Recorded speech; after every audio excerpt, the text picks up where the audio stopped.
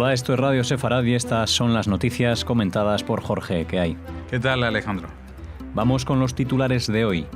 Isaac Querub se pronuncia en contra de las restricciones de entrada a Estados Unidos de ciudadanos de 7 países árabes. Irán prueba un misil balístico en contra de la resolución expresa de la ONU. Trump y Netanyahu se reunirán en Washington el 15 de febrero. Primer atentado terrorista mortal de un árabe israelí en Haifa a principios de mes por odio a los judíos. Tras estas noticias volveremos con la agenda cultural.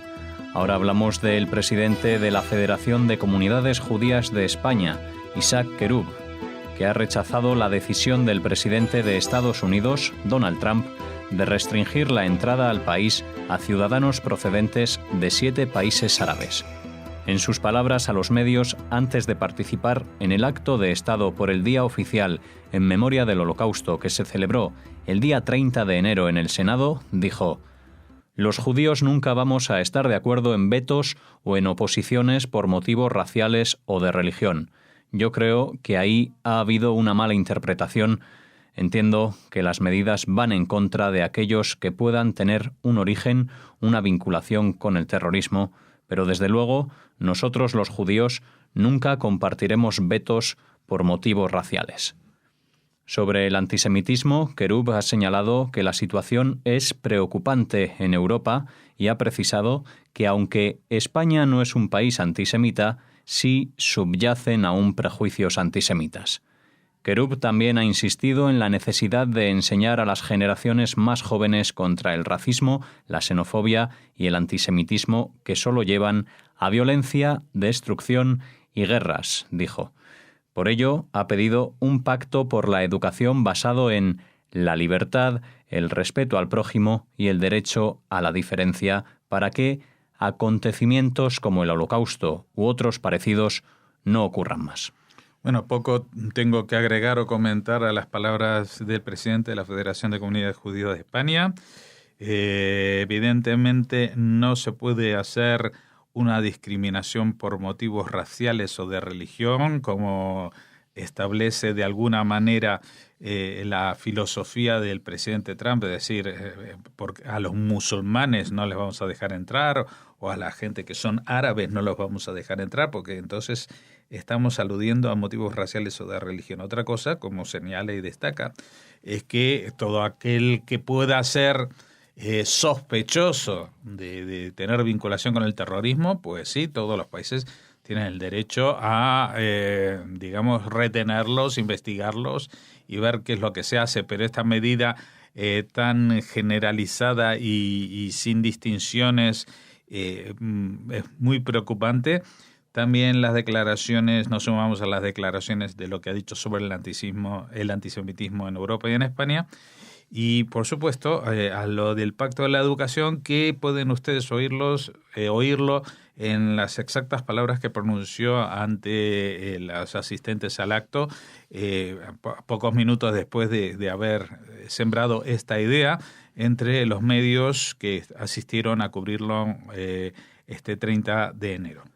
Irán ha realizado una prueba con un misil balístico que incumple las resoluciones de la ONU. El lanzamiento se habría producido el domingo desde una base ya conocida situada en Semnan, a unos 225 kilómetros al este de Teherán. Se trata de un misil Zolfagar de alcance medio que cubrió una distancia de casi 1.000 kilómetros antes de estallar en un simulacro fallido de reentrada de vehículo. La resolución 2231 de la ONU de julio de 2015 prohíbe a Irán durante 8 años realizar pruebas con misiles capaces de portar una bomba nuclear, aunque desde julio ha realizado al menos 2. La resolución fue aprobada apenas unos días después de la firma del acuerdo nuclear entre Irán y las principales potencias mundiales. Sí, y aunque esta resolución no estaba contemplada explícitamente en el acuerdo, sí que formaba parte de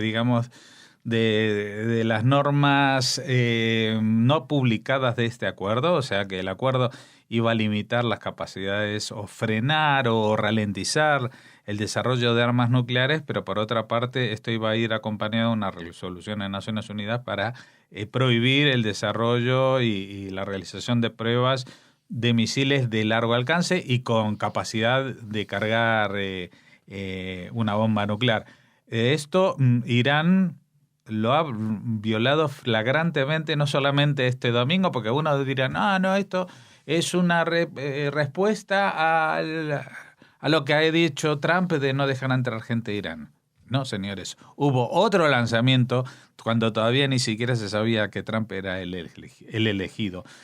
Así que esto es lo que anuncia, es la violación flagrante, de Irán de todos los acuerdos que ha suscrito, firmado o dicho que ha firmado, porque podemos mencionar así de memoria al menos dos.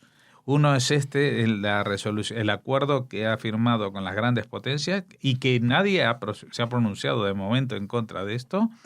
Y otro es el acuerdo, el memorando de acuerdo que firmó con Argentina, justamente un 27 de enero de 2013, cosa que dolió mucho a la comunidad judía,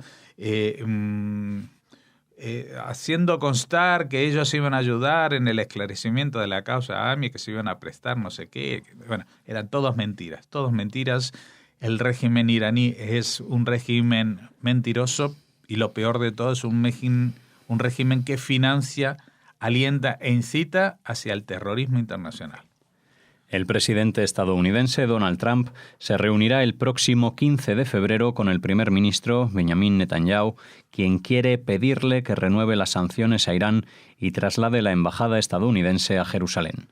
El portavoz de la Casa Blanca, Sean Spicer, confirmó que conversarán sobre cooperación estratégica, tecnológica, militar y de inteligencia. En cuanto a Irán, recordemos que disparó misiles en lo que, según Netanyahu, constituye una violación flagrante de la resolución del Consejo de Seguridad. El portavoz consideró decepcionante que haya habido críticas a Trump porque en un comunicado conmemorativo que emitió sobre el Holocausto nazi no hizo ninguna referencia a los judíos ni al antisemitismo. Sí, aquí se han mezclado varias cosas. Lo primero es el anuncio, ¿no? El 15 de febrero Netanyahu viaja a Washington, se va a reunir con el presidente Donald Trump. Y de paso aprovechó Netanyahu cuando confirma esta fecha para recordar lo del misil iraní que acabamos de mencionar y que solamente parece preocupar a el principal objetivo que podría tener Irán en un ataque nuclear, que es Israel, país al que ha declarado abiertamente que piensa borrar del mapa, ante la impasividad de los gobiernos de todos los países del mundo. Así que bueno, creemos que también dentro de esas promesas que ha hecho Donald Trump y que se está apresurando tanto a responder, pues estará esto de cambiar el estatuto o la condición que se ha firmado en el acuerdo con Irán, porque lo están incumpliendo. Y por último, pues este pequeño escándalo en comparación a los demás, pues no quiere decir que no lo sea, que cuando fue el día 27, el Día Internacional de Recordación del Holocausto, pues escribió un tuit, si no me equivoco, Trump, en el cual pues hizo alusión a la barbarie nazi, a las víctimas, pero no mencionó la palabra judíos ni antisemitismo. Cosa que, vamos a ver, en otro entorno, en otra situación, quizás hubiera sido sospechoso. Yo qué sé, si por ejemplo, si el ayatolá iraní habla de las víctimas del nazismo y no menciona el holocausto, pues puede ser sospechoso de que esté negando la existencia del propio holocausto. Trump se le puede juzgar y valorar por muchas cosas y tiene muchas por las que se le puede sacar punta, pero no justamente por negar el holocausto ni por no hacer referencia a los judíos y al antisemitismo en general. Y terminamos hablando de un árabe israelí que asesinó a un hombre e hirió gravemente a otro a principios de este mes en la ciudad de Haifa, motivado por su odio a los judíos. Yehiel Iluz, un alto juez rabínico del Tribunal de Conversión de Haifa, sufrió heridas moderadas al ser baleado el 3 de enero pasado en una calle de esa ciudad. Minutos después, el terrorista abrió fuego contra una mujer judía, pero erró los disparos. Poco más tarde, asesinó en otra calle a Guy Caffrey, un chofer de minibús. Durante su interrogatorio, el acusado confesó haber perpetrado los ataques por motivos nacionalistas y por su odio a los judíos. Tras los atentados, el autor escondió la metralleta de fabricación casera que usó en el ataque en un huerto cerca de la casa de sus padres. Otros 2 sujetos, de 21 y 20 años, también fueron procesados por brindarle asistencia tras el ataque. Sí, y este ataque no solamente acabó con una muerte y no fue muy comentado cuando sucedió el día 3 de enero, sino que ahora mucha gente se siente que alguien ha estado interesado en taparlo de alguna manera. Especialmente las miradas van dirigidas al alcalde de la ciudad de Haifa. Y explico por qué. Porque Haifa es una ciudad religiosa multicultural, o sea que hay digámoslo de alguna manera, una minoría árabe muy grande, aparte de residir allí, por ejemplo, uno de los centros internacionales de otra religión que se llama Bahá'í, ¿no? O sea que siempre Haifa ha sido mostrado como ejemplo de convivencia entre religiones y culturas, etc. Y este es el primer caso de un árabe israelí de Haifa, o en general, de un árabe israelí, es decir, no de un palestino de los territorios, sino alguien que ha crecido y cuya familia ha crecido siempre en Israel desde el año 48 y que siempre han estado viviendo allí, que comete un atentado de odio contra los judíos, asesinando gente. Y esto preocupa mucho porque se le supone a esta minoría árabe israelí que es leal al Estado de Israel, a pesar de ser una minoría árabe y la mayoría de las veces o de confesión cristiana o de confesión musulmana, pero no se habla de los palestinos que viven en territorios, que no tienen derechos, que están bajo ocupación, no ocupación. Todos estos términos no se aplican a los árabes israelíes, que tienen absolutamente todos los derechos, que tienen representantes en el gobierno, etcétera, en el parlamento, etcétera, etcétera. Así que este descubrimiento de que también los árabes israelíes salen a matar gente en las calles de Israel, pues es muy preocupante. Bien, pues hasta aquí las noticias, Jorge. Ahora vamos a hacer una pausa para regresar con la agenda cultural.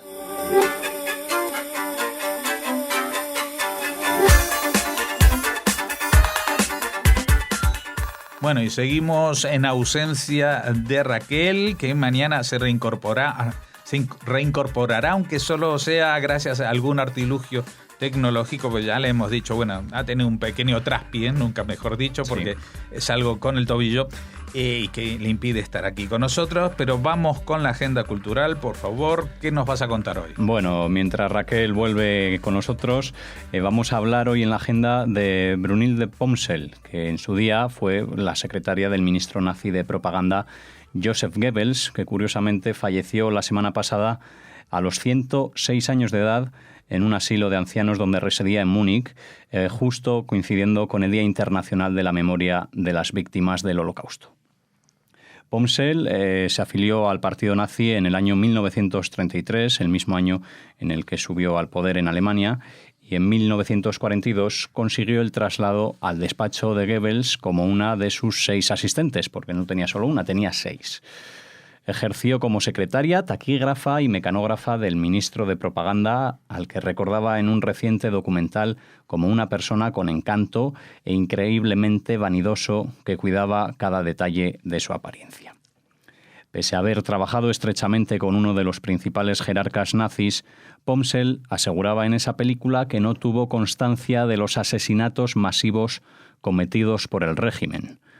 Pomsel pasó los últimos días de la guerra en 1945 en el búnker situado bajo la Cancillería, donde vivió las últimas horas de Adolf Hitler y de Goebbels, que se suicidó junto a su esposa Magda tras envenenar a sus 6 hijos.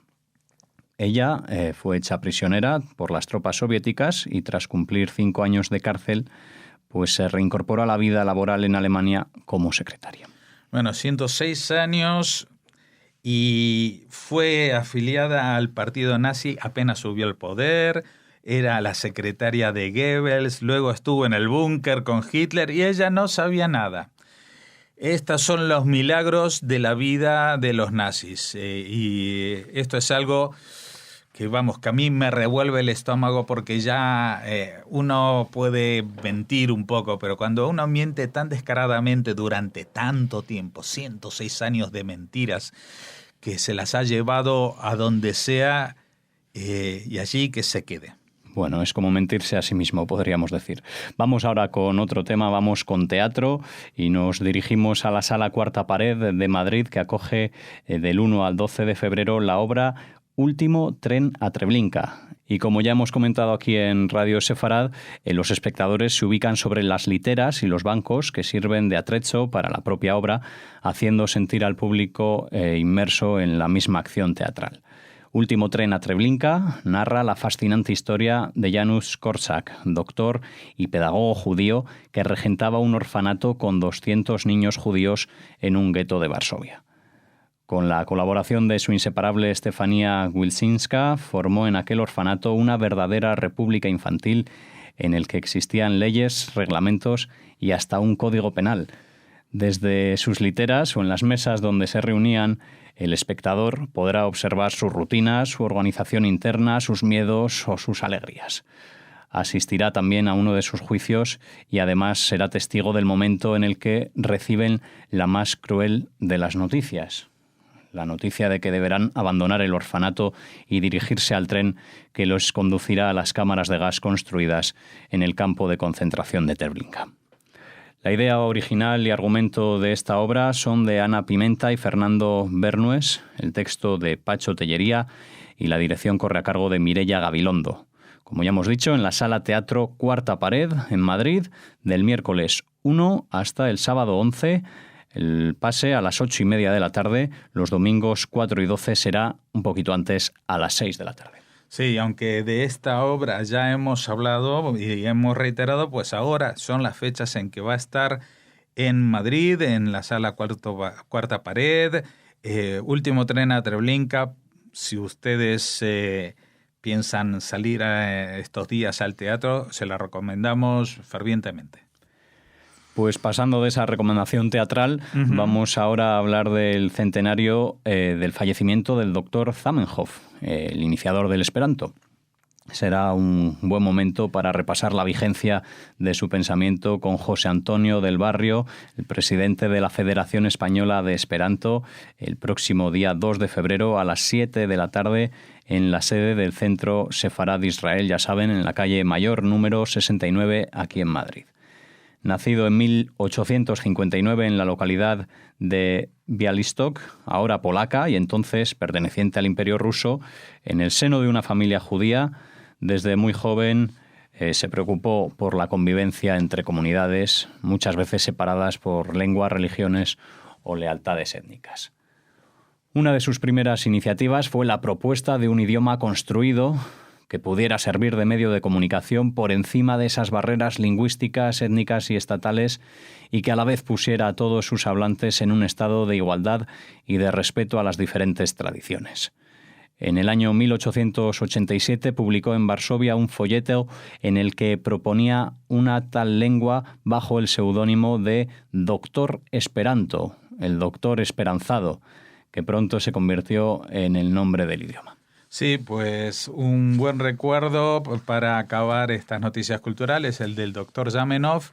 Ya van 100 años que ha fallecido, por lo tanto son más de 100 años que ya existe el Esperanto. Desgraciadamente esta comunión entre los hombres pues todavía es una Esperanto, todavía es una esperanza que no se ha plasmado en realidad, pero es bueno recordar a las personas que han abogado por conseguirla. Sin duda, pues aquí terminamos, Jorge. Mañana más en Radio Sefarad.